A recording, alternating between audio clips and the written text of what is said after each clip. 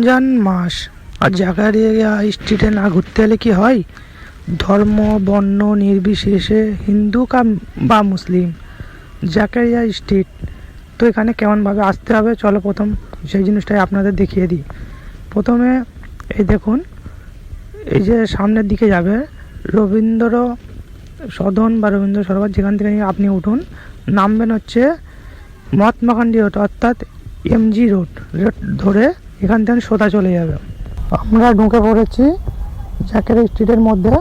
এখন ইফতারের টাইম হয়ে এসছে, তাই আমরা তাড়াহুড়ো করে ভেতর দিকে চলে যাই। এখন পুরোপুরি দেখাচ্ছি না, নামাজ পড়ে অর্থাৎ ইফতার করে বাইরে বার হয়ে আপনাদের সব সমস্ত কিছু দেখাবো।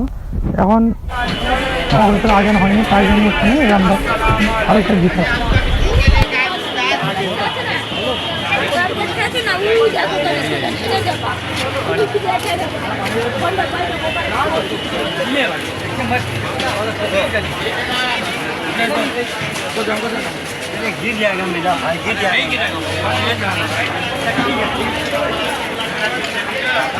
আমরা মসজিদের ভেতরে এন্টার করে ফেলেছি।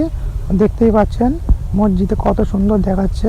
এখানে ইফতারের সময় হয়ে গেছে, সকলে বসে আছে ইফতারের জন্য এবং আমরাও ইফতার করে নেব এবং নামাজ পড়ে আপনাদের বাইরে সম্পূর্ণটা দেখাবো।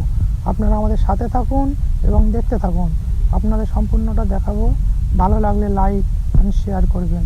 আমরা বাইরে বার হয়ে পড়েছি, এখান থেকে মসজিদটা প্রথম দেখিয়ে নিই, যাকে দেখাবার পরে আমরা সামনের দিকে এগিয়ে যাব।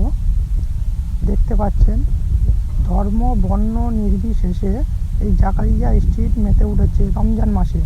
রমজান মাসে আলোকিত হয়েছে জাকারিয়া স্ট্রিট।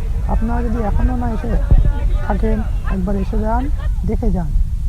যত রকমের খাবার আইটেম আছে এখানে পেয়ে যাবেন। আমরা কত রকম দেখাবো সেটা দেখানো সম্ভব নয়, এত রকম আইটেম। তো আপনারা এখানে খেতে খেতে আপনাদের পকেট ফাঁকা হয়ে যাবে, কিন্তু খাবার দোকান শেষ হবে না।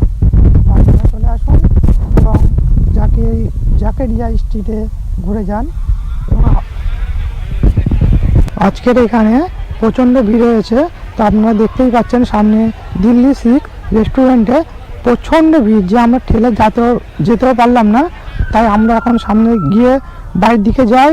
আপনারা দেখতে থাকুন এবং শেয়ার করুন, সাবস্ক্রাইব করুন। বাই, দেখা হবে আবার পরের ভিডিওতে।